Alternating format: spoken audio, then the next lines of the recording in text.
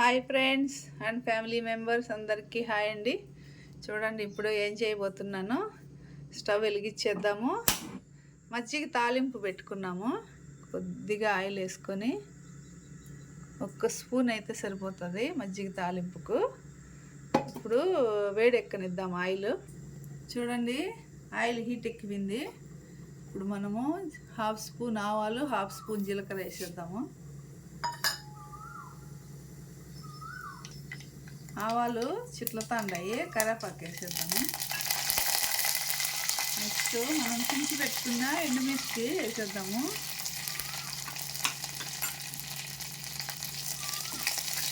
ఇవి ఒక 1 మినిట్ కలిపేసుకున్నాము.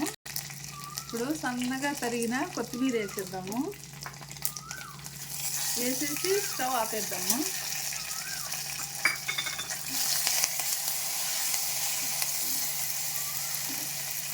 అయిపోయినాయి అన్నీ.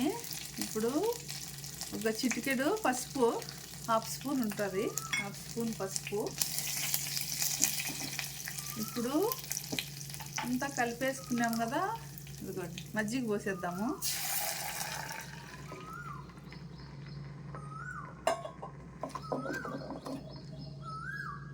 ఇప్పుడు హాఫ్ స్పూన్ సాల్ట్, తర్వాత రుచికి తగ్గట్టు వేసుకోవచ్చు, తక్కువైతే కూడా.